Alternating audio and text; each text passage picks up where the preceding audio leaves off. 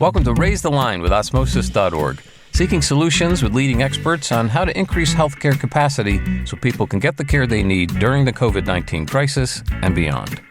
Hi, I'm Shiv Guglani, and today in Raise the Line, I'm really happy to be joined by Blake Thiess, who's the Director of Talent Acquisition at Prestige Care Incorporated. Prestige Care is a complete senior care organization, which includes independent living communities, assisted living, memory care, as well as rehabilitation and post-acute care. They operate more than 80 senior care communities throughout the Western United States in Alaska, Arizona, California, Idaho, Montana, Oregon, Nevada, and Washington. So Blake, thanks so much for taking the time to be with us today. Yeah, really hyped to be here, Shiv. Thanks for having me. Can you start by telling us a bit about yourself? Like, how does one go about becoming the Director of Talent Acquisition at a huge senior care facility? Yeah, that's a great question. So, Shiv, I'm actually one of those weird kids. I am using the degree I went to college for. So I graduated from Pacific Lutheran University in Tacoma, Washington, with a bachelor's in business administration with a focus in human resources management. And every single day of my professional life post-grad, I've been in human resources, which is totally different and unique. I mean, most people don't go to school to be in HR. Like I said, I guess I'm kind of one of those weird kids that I'm doing it. And, prior to becoming the director of TA here at Prestige, I started out in the HR space.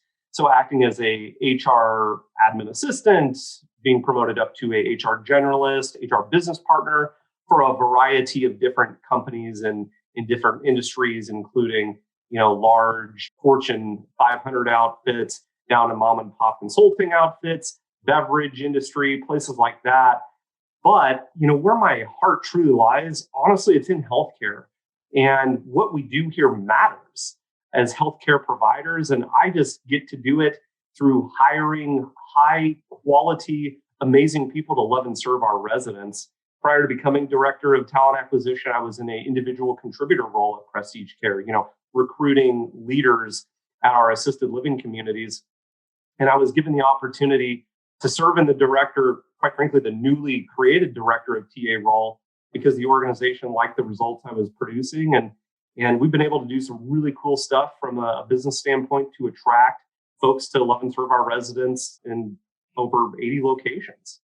Yeah, it's pretty incredible the scale you all have achieved. I mean, so can you tell us, like, when you joined Prestige, how many facilities were there? And then what do you see as like the growth rate over the next few years? Obviously, we're going to get into COVID, which has probably changed the game in all sorts of ways. But if you can talk about not only how many facilities, but also maybe the types of people you recruit in addition to leaders, like what type of healthcare professionals does Prestige hire? Yeah, good question. So I came on board as an individual contributor back in August of 2015. I can't believe it's been over 5 years. It's been a quick 5 years, Shiv. But, throughout that time, we've really kind of stayed stagnant as far as number of communities. I mean, we've had a few management contracts that we didn't renew. We've purchased some buildings. We've had some buildings that we've sold. So it's really kind of stayed the same for the past 5.5, 6 years here, just from a number of locations standpoint. But kind of the second part of your question, how we've been able to identify people, really all comes down to getting your brand out there. I'm a huge fan and proponent of employment branding. I think brand wins. I always use the example of it's why you'll go to Starbucks and pay $3.50 for that Americano when you can go and maybe make your own at home or go to Dunkin' Donuts or whatever around the corner and pay $2.25. Brand wins. And so that's been a big strategic push for me and my colleagues here in the talent acquisition group for the past 2.5 years is getting our story out there, pushing our brand, showing the why somebody would want to come work for us. What's in it for them? So we've been able to create a lot of really pieces of content highlighting our own employees and really pushing our employer value proposition, our EVP out there. Prior to me pivoting into my director role, we really didn't have a lot of visibility on social media from a employment standpoint. And so I said, you know what, we need to get out there because many of our care centers and communities win national quality care awards. And we do have a great brand in the industry. We just weren't telling that story. And so that's been a big strategic push. And quite frankly, why I think we've seen a lot of success, especially the last, 18, 24 months. Absolutely. And it's one of the reasons, we're inviting you on the podcast and we've been excited about Prestige for a while. I mean, it's in your name. as well. You have 80 locations. How many staff are there, and how many of them are clinical in nature? As you know, Osmosis' audience are a lot of pre-health professional, people who want to go to nursing school, med school. And so obviously we're working on the CNA training program as an example. But if you can give our audience a bit of a sense of like staff numbers, and then also what type of healthcare degrees, certificates, roles do you hire for? Yeah, great question, Shiv. So we have about 5,000 team members in about 80 locations in 8 Western states, and we serve about 5,000 residents in number. It kind of goes up and down from there, but generally speaking, it's around 5,000 for both of those groups. As far as the, percentage of more clinical team members that we employ, that's the lion's share of the folks that we get to call colleagues and team members. I don't have any sort of data in front of me on this other monitor over here, but I'd venture to say, probably around 65, 70% of the people that we employ are personal care attendants, medication technicians, certified nursing assistants, staff, registered nurses, LPNs, folks of that nature, just because we operate in a sometimes very clinical environment. Even on the assisted living side of our business, where the acuity of our residents is going up, it's a little bit more clinical in nature than it even was 5, 6, 7, 8 years ago.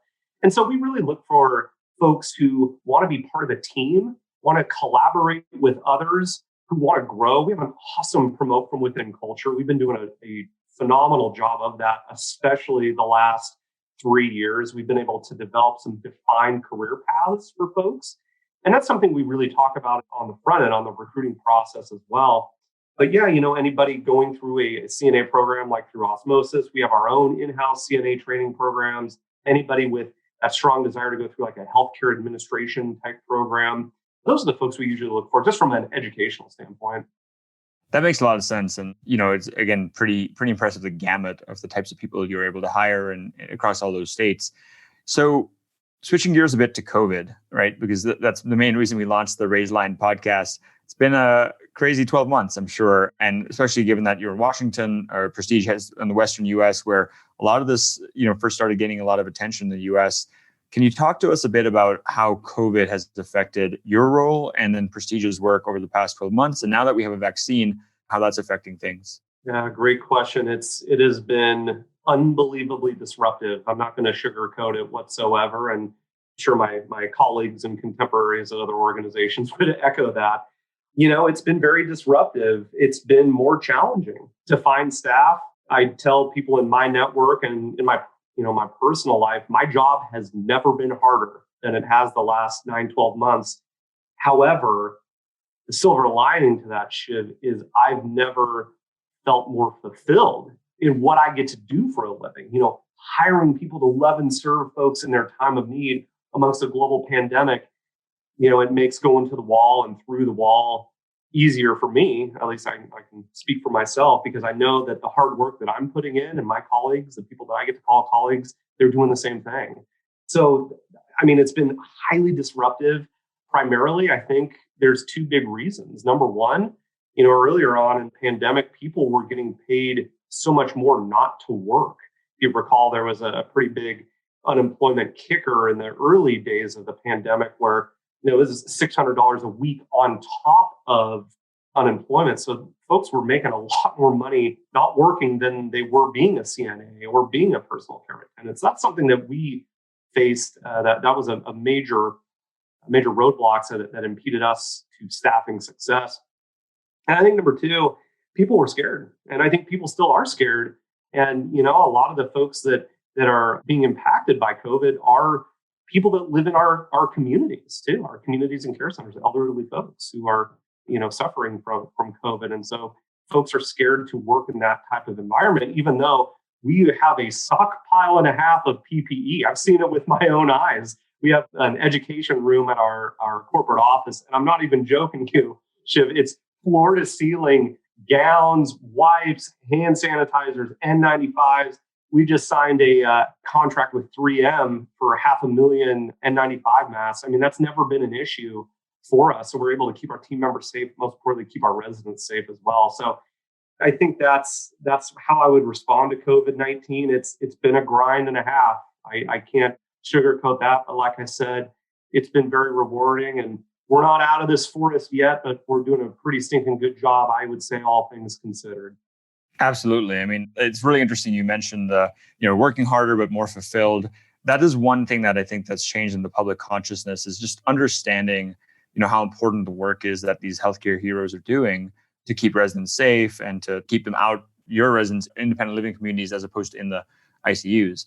What about the vaccine now? Can you comment on any of that? Like, I know we've had a lot of leaders of health systems on this podcast. Many of them were, can't wait till the vaccine comes out. And like most recently, we've had some who say already 20% of our staff have been vaccinated, or at least the first dose. Can you give us a bit of a sense of that rollout at Prestige? Yeah, I wish I had some data to lean back on, Shiv. Unfortunately, I don't. However, I do know, I swear anymore, I sit in meetings all day on top of talking with candidates and my team members. But I know we have started to roll out vaccines to our residents and our frontline team members. Central support, folks like myself and professional folks, we won't get that for a little while longer, which is totally fine. We need to have our frontline team members and those residents get that first. But that is being rolled out enterprise-wide, which is a major blessing. And we're very pleased to be able to offer that to our team members so they can stay safe and keep their family members and most importantly, our residents safe. Totally. And another thing that's really interesting is because of COVID, a lot more people are applying to medical school than they were a year ago. There's like a 22% bump year over year right now, they say. And some of that is, they call it the Fauci effect of like, hey, people know how important being a healthcare hero is now. And of course, it's a dangerous job and can lead to a lot of burnout, but it's also a very noble and fulfilling job, as you mentioned, just being in the healthcare system. Apart from the initial stimulus that did, kind of disincentivize people from going into the workplace because they could make more not working, are you seeing any reversal, or do you have any predictions for the labor market in healthcare, especially for companies like Prestige over the coming years? Do you think there'll be more demand for these jobs? I mean, the other thing is, as you know, a lot of the retail and transportation jobs and food service jobs that people would rely on for entry-level jobs are gone and they just won't come back. So how do you think about that? That's a good call out, Shiv. I think this is not only, I'm going to say this situation, that's more of a granular term, but I think this situation is going to be a fork in the road in a lot of ways. I think retail is going to be significantly altered and other industries. So that will force people to evolve. And so, my non-expert prediction of what's going to go on here is, yes, I would say there is going to be more of a demand. I think there's going to be an influx of folks looking to get into healthcare for a number of reasons. I automatically think, well, especially in my world and in the world of serving seniors primarily, that's who we serve. I mean, you have 10,000 baby boomers a day retiring in this country. And so there's only going to be more companies like Prestige Care and our direct competitors who are going to scale their operations to meet that demand. As such, we need to hire more folks. But also, I think a lot of organizations see that promoting from within is going to win the staffing challenges now, but in the future. And so being able to articulate that to people is going to be paramount. And I think that folks who really want to make an impact in somebody's life, but most importantly, and this is, I think, is my main point here, Shiv, career stability. A lot of folks have seen, hey, I thought I was in this stable industry. No way. I'll tell you what, in my world, I'm very blessed to be able to have kept my job and an impactful job throughout this mess. I think people are going to start taking a good hard look at healthcare, and then most importantly, taking action to get into healthcare because it is global pandemic proof. It is recession proof. It is insert X proof here. So that's why I think healthcare is really going to be booming, especially here in the United States in the next 2 to 3 decades. That's a really good point, and we couldn't agree more.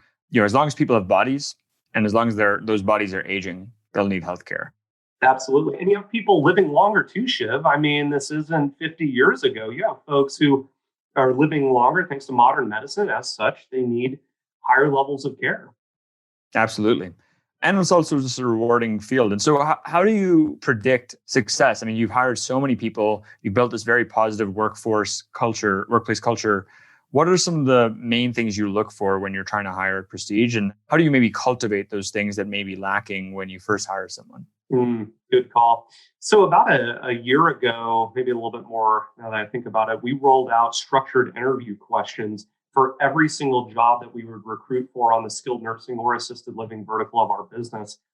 And one of the first questions we ask is, tell us about your core values. We want to find some alignment between what core values somebody inherently has, and to see if there's some alignment between that and our 4 core values of integrity, trust, commitment, and respect. I have never worked for an organization whose core values are more evident in the day-to-day operations than they are here. And I'm just not saying that because I'm a recruiter guy. I just truly feel that way. It's really cool being able to interact with not only our local leaders in our skilled nursing and assisted living communities who share in that vision, but also our regional and our C-suite folks. I mean, they just don't talk about it. They are about it, right? They live out those core values through their actions and decision making. And so, we try and extract people's core values, but also we want to know what somebody is looking to do 5 years down the road. That's another part of our structured interview program is, what is that vision for you? 5 years down the road, what do you want to be doing professionally? Because we want to make sure there's alignment between what you seek as a professional and what we can offer you, not just now, not just for the first 12, 18 months, but for the next 60 months, 72 months. So we try and negate turnover in the very first conversation by finding alignment between what people seek professionally and, quite frankly, personally. Our professional life bleeds into our personal life, whether we like it or not. And if there's some alignment between that and what we have to offer as an employer. And if there is, it's a beautiful situation, right? So that's a few ways in which we kind of extract out if somebody's going to be a good fit for us. And then, quite frankly, setting the expectation too, as well. Saying, you know what, you will come across feces and vomit and just kind of the stuff that, you don't want to talk about in an interview process, but we want to give people the reality of what it's like being a healthcare provider. So there's no secrets as you pivot in to start your career in the healthcare environment with Prestige Care. Absolutely. I mean, those are some really, really great pieces of advice, not just for companies and in the healthcare space, but in general, right? Being very honest and open, setting up pathways for promoting from within. I mean, we're a much smaller organization at Osmosis, less than 100 people, but some of the most successful people at the company started off as IC independent contributors as you did, and then were very quickly, passionate, talented. We promoted them and never looked back. They've been incredible teammates. Yeah. So I kind of piggyback off of that, Shiv. A lot of folks always ask me, so how do you recruit and retain millennials, right? First off, I think the bigger issue we should be talking about is the generation after me, Gen Y or whatever. I don't know what it's being called, but I'm an elder millennial myself. And, I think it's simple. Recruit great people, set the expectation, train them up, get the heck out of the way.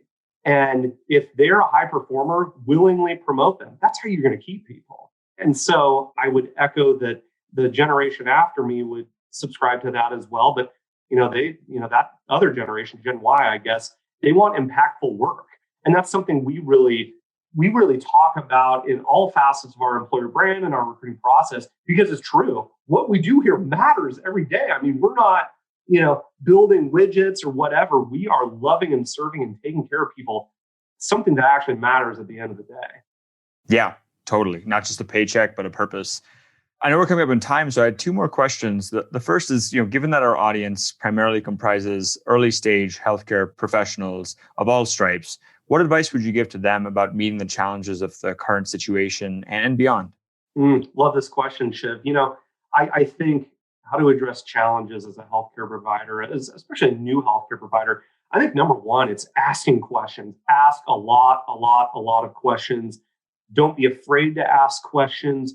Go to your supervisor, go to your supervisor, and tell them what you want to do. I want to learn XYZ. I'm really passionate about this area of nursing or this area of healthcare. How can I get exposure to that so I can sharpen my saw as a healthcare professional?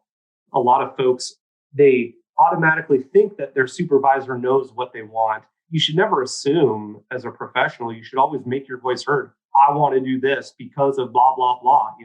I think that's really key. I think that's number one. I think number two, we live in a golden age of information, Shiv. I mean, I can go on YouTube and literally learn anything I want. It's a beautiful place. I learned how to change my Ring doorbell last night on YouTube. That's a true story. So, taking ownership and accountability, even for your own education. And then number three, I think it kind of dovetails into number two, just taking personal ownership and accountability for your career.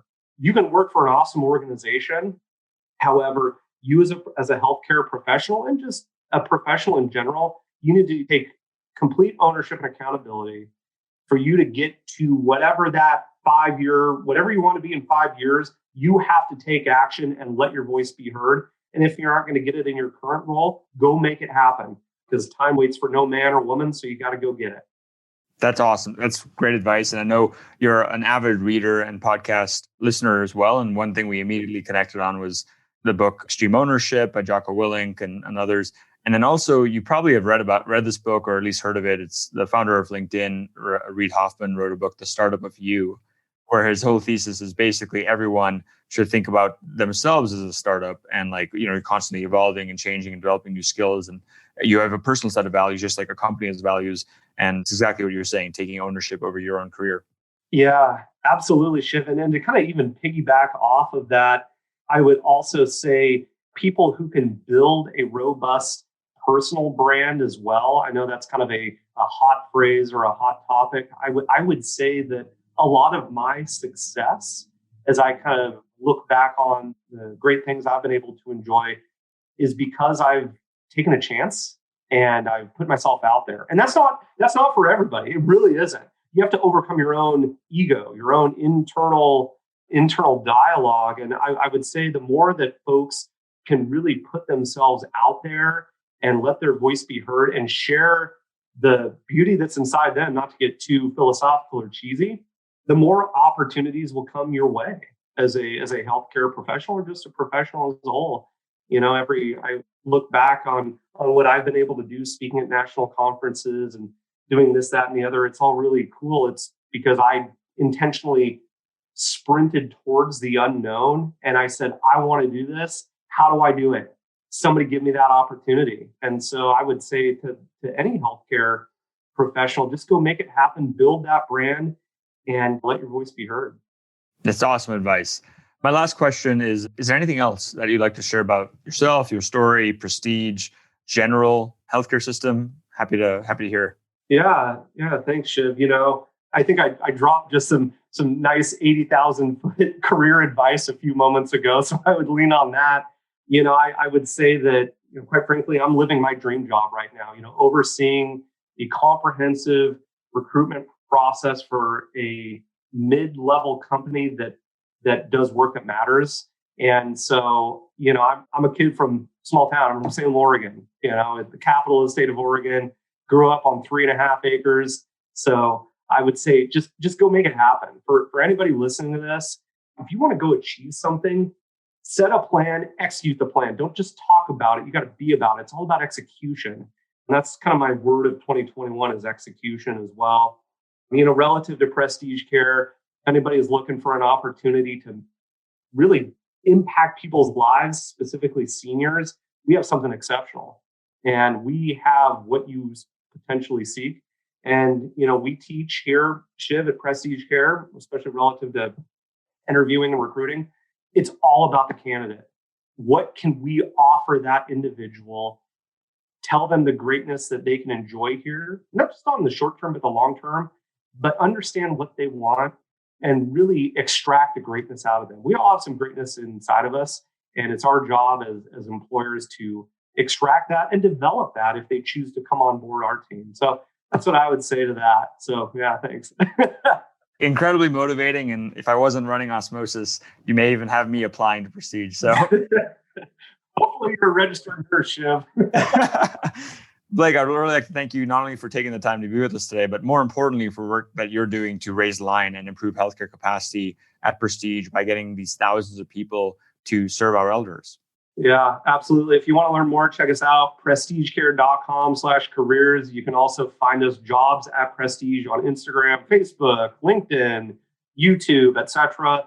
You can also connect with me. I love to interact with folks. I will just have conversations for the sake of having conversations. You can learn more. Reach out to me on Facebook, on Instagram and Twitter. I am at Blake in the PNW. Reach out to me. I just love to have a conversation with you. I love that. Thanks for being so open, Blake. Well, with that, I'm Shiv Guglani. Thank you to our audience for checking out today's show. And remember to do your part to flatten the curve and raise the line. We're all in this together. Take care.